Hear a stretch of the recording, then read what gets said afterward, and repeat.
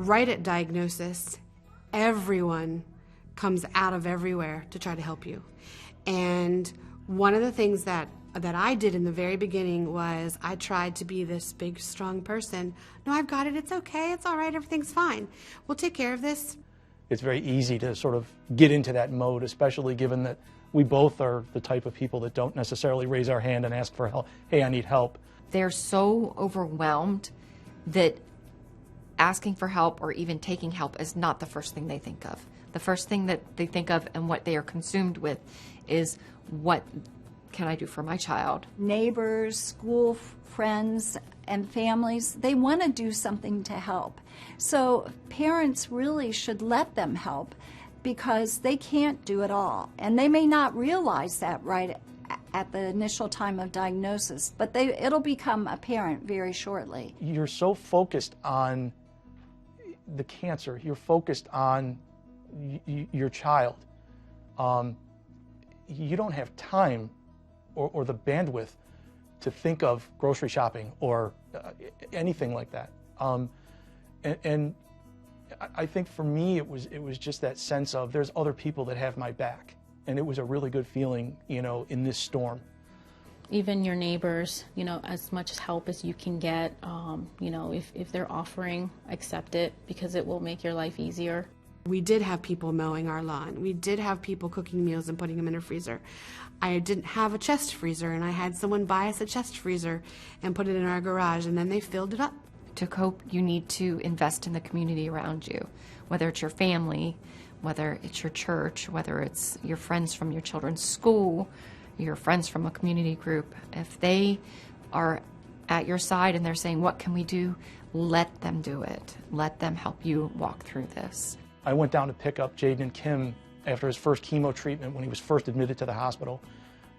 And two of the neighbors had gone around and put up on our next door neighbor and their mailboxes and our mailbox and our trees, yellow ribbons to show support for him. Because I was able to humble myself and say I needed help, and the community rallied around us. The only reason she's here today is because of people and people that helped us. And so she knows, like I do, we have to help other people.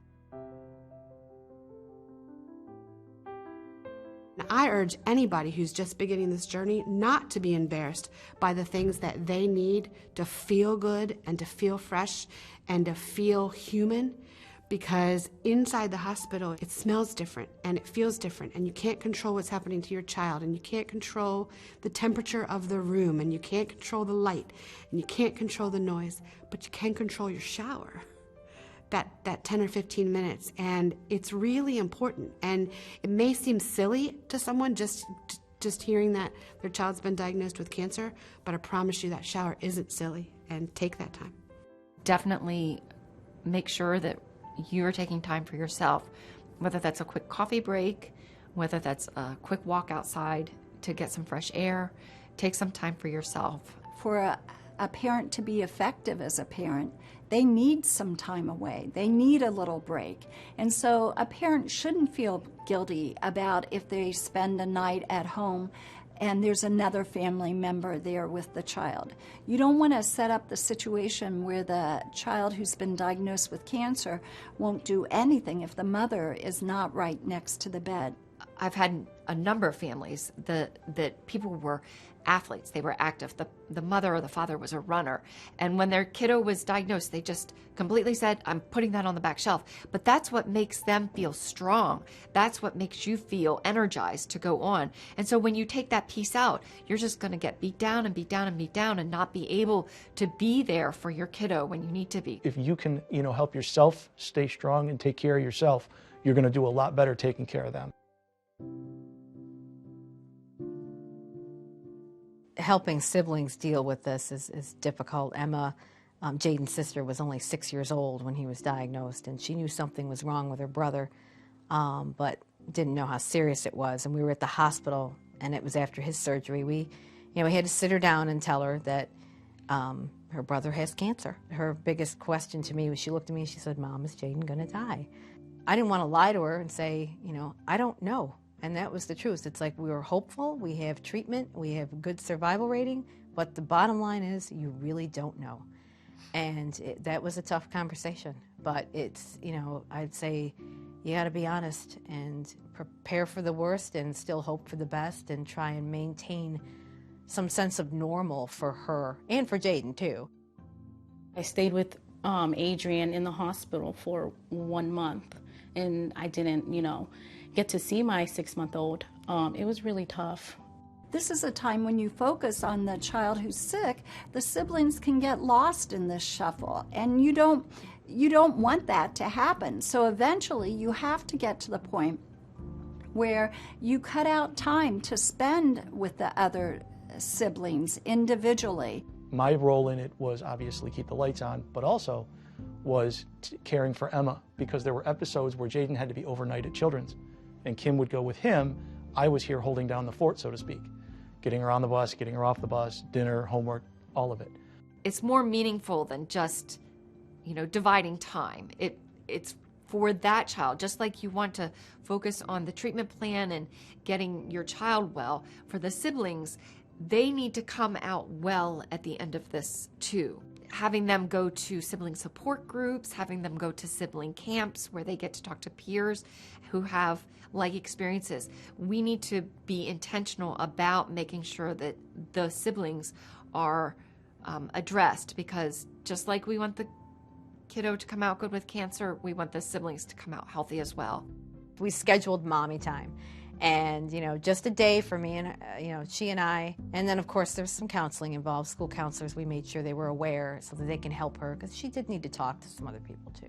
Between Emma and Jaden, I think they're very close. I mean, she adores her brother, her big brother. They always were, but I think this brought them tighter. Yeah, they appreciate each other a little more. Yeah, they still fight like siblings. I mean, it's sometimes I pull my hair out, but they are very close, and they adore each other. They really do. The diagnosis of a child with cancer or any type of serious life-threatening illness is going to impact a parent's partnership, whether they're married, whether they're in a significant long-term relationship, or even if it's parents that are divorced. It does put a strain on a marriage. It doesn't matter how long you've been together. We did go to marital counseling.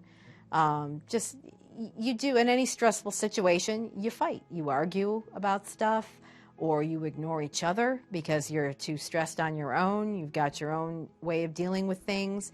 I think it's important to communicate, hey, I need something, because not, all the time in a marriage, it's normal anyway for one person to not, really see the other person has a need and the other person doesn't communicate. It was definitely stressful. It was hard. We had to just sit on the phone and just talk with each other just to help get each other through, because she would be exhausted or I would be exhausted at home, and it was just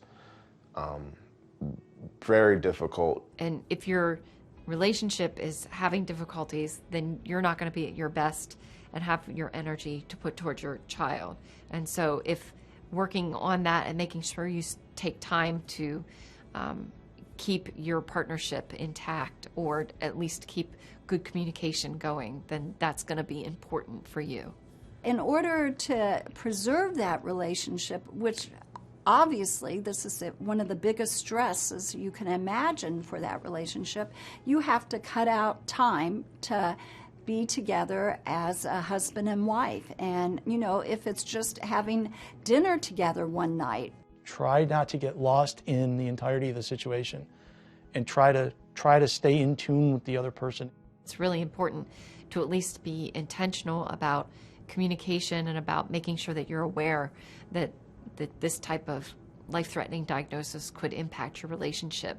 It helped us realize that, there's a lot of things that we in life that we may get stressed out about. This completely tops anything. I strongly agree. It brought us closer as a family. We took for granted the little things, before he was diagnosed, and we definitely don't now.